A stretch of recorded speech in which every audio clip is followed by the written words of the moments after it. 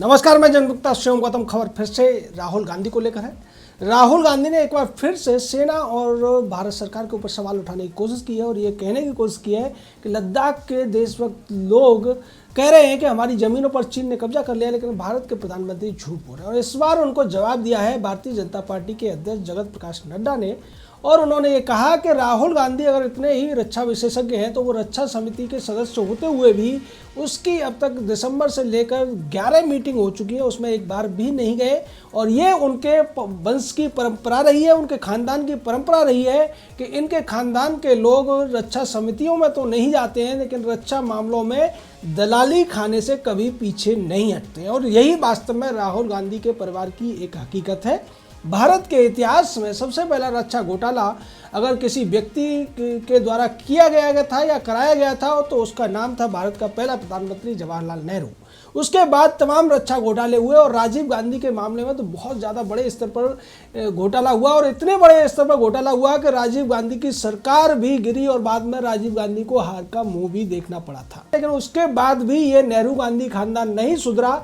और उसके बाद 1991 में जब कांग्रेस की फिर से सरकार बनती है, उसके बाद फिर से सोनिया गांधी, राहुल गांधी, सोनिया का दामाद और प्रियंका वाड्रा जैसे लोग रक्षा मामलों में दलाली खाने में सक्रिय हो जाते हैं। और 2004 से लेकर 2010 के बीच में जिस तरीके से, और 10 से लेकर 14 तक जब तक मनमोहन सिंह की सरकार रही, तब तक तमाम जो रक्षा सौदे हुए थे उनमें दलाली खाने का काम राहुल गांधी और उसके परिवार वालों ने किया था।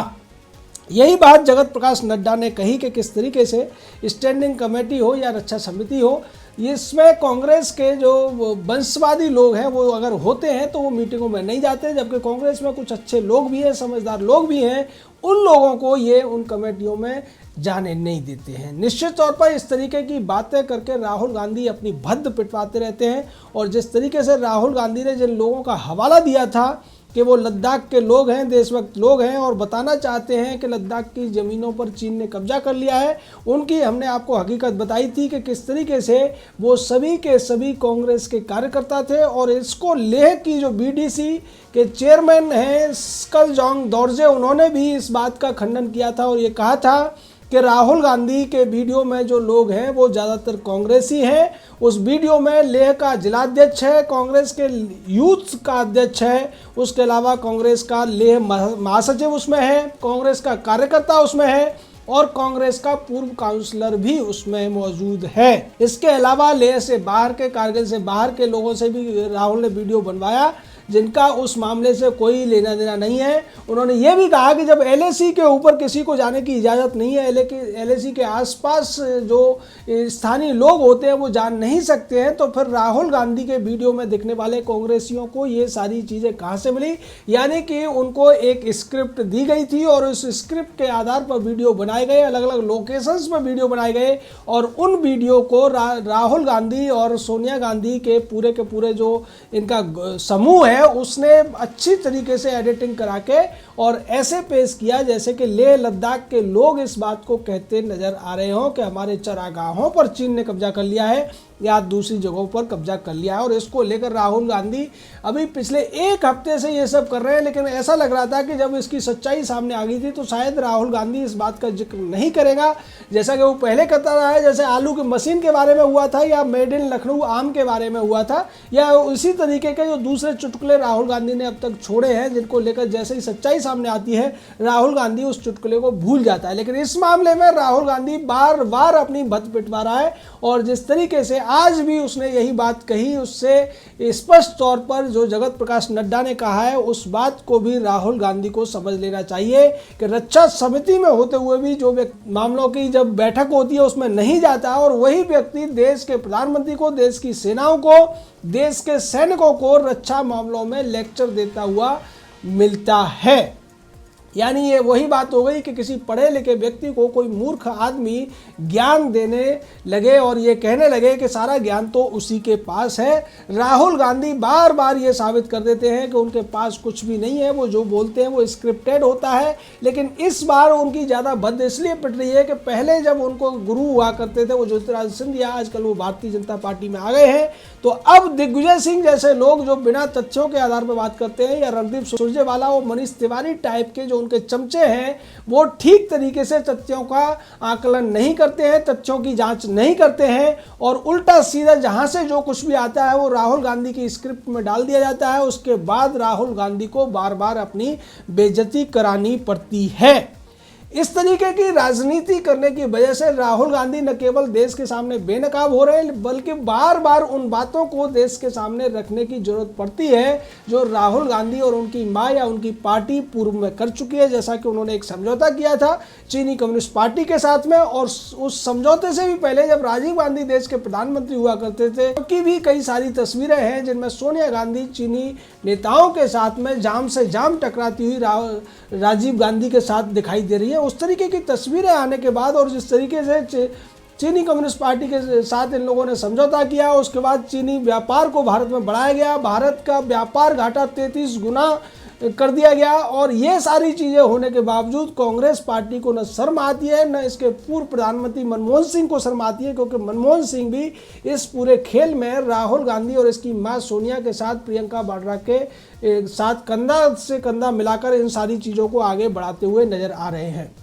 राहुल गांधी को अपने पूर्व रक्षा मंत्री ए.के. एंटनी के उस बयान पर भी ध्यान देना चाहिए जिसने ये कहा था कि कांग्रेस की नीति रही है कि कभी भी बॉर्डर को विकसित नहीं करना चाहिए, बॉर्डर पर सड़क निर्माण नहीं करना चाहिए और उसकी वजह से ही 1962 में चीन ने भारत की जमीनों पर कब्जा किया था, जिसकी परिमाप आज की स्थिति में 43,000 किलोमीटर के करीब है, क्योंकि 34,088 किलोमीटर के करीब जो हिस्सा था वो नेहरू के काल में हुआ था और उसके बाद मनमोहन के काल में, राजीव के काल में धीरे धीरे करके चीन ने तमाम हमारे हिस्सों पर कब्जा कर लिया था। इसको लेकर भी कई लोगों ने इसको जांच की और ये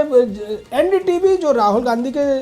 बचाव में उतरता है उसने भी ये कहा कि अब तक जो बैठकें हुई हैं उन बैठकों में एक बार भी राहुल गांधी नहीं गया है। ये पूरा वेबसाइट में पड़ा हुआ है। जगत प्रकाश नड्डा ने जो कहा है वो बिल्कुल सच है और ये बात राहुल गांधी की पैरवी करने वाला एनडीटीवी कह रहा है, तो इसको भी राहुल को समझ लेना चाहिए। इसमें जो एक दौरा भी हुआ था इस रक्षा समिति का और ये दौरा हुआ था गंगटोक, नाथुला दर्रा और गुवाहाटी, तवांग, शिलांग जैसी जगहों का जो कि एलएसी के आसपास ही है, चीन की सीमाओं के आसपास है, वहाँ भी राहुल गांधी नहीं गए और ये बात दर्शाता है कि राहुल गांधी और जो सोनिया गांधी या इनका जो पूरा परिवार है वो देश के मामलों से, जो देश हित की बातें हैं उनसे बिल्कुल भी संबंध नहीं रखता है। ये सिर्फ और सिर्फ दिखावा करते हैं, स्क्रिप्टेड वीडियो बनाते हैं और जो लिखे हुए सवाल हैं जो इनके चमचे इनको दे देते हैं उन्हीं को मीडिया में रख देते हैं। लेकिन सबसे बड़ा सवाल तो मीडिया पर भी है, जो मीडिया इनसे सवाल उठाने की बजाय बल्कि इनकी बातों को ज्यों की त्यों परोस देता है और इस तरीके की खबर बनाता है, इस तरीके का हेडिंग बनाता है कि राहुल गांधी ने बोला प्रधानमंत्री पर हमला।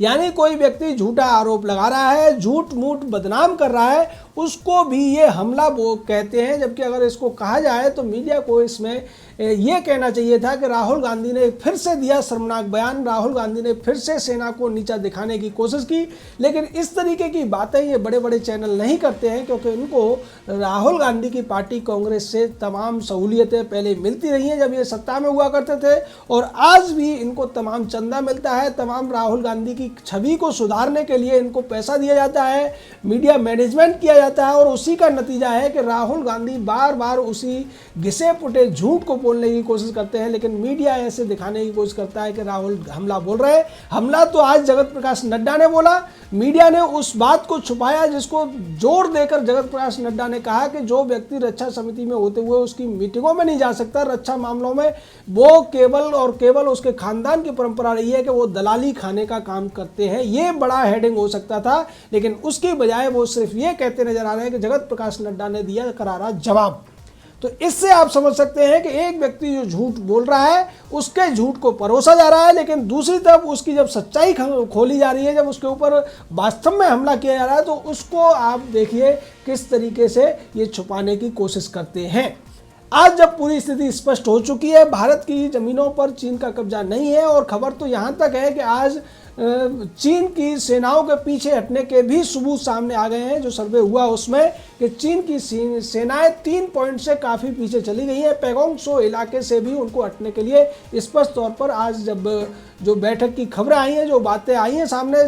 अजीत डोभाल और वांग यी के बीच की, जो कि भारत के सुरक्षा सलाहकार हैं, और वांग यी चीन के विदेश मंत्री हैं, उनके बीच भी जो बातचीत हुई है उसमें भारत की बात को मानने के लिए चीन राजी हुआ है। और उसके संकेत ही नहीं मिले बल्कि पुष्टि भी हुई है कि गलवान इलाके से और जो हॉट स्प्रिंग का इलाका है, गैगोक पोस्ट का इलाका है, पेट्रोलिंग पॉइंट 14 का इलाका है, उन इलाकों से चीनी सेना ने अपनी बख्तरबंद गाड़ियां और सैनिक पीछे हटाए हैं, अपने स्ट्रक्चर को हटाया है, अपने टेंट उखाड़े हैं। उसके बाद भी राहुल गांधी और राहुल गांधी की चमचों की फौज यानी कांग्रेस पार्टी को न शर्म आएगी और न वो अपनी गलती के लिए देश की सेना से और देश के लोगों से माफ़ी मांगेगी। जय हिंद, जय भारत।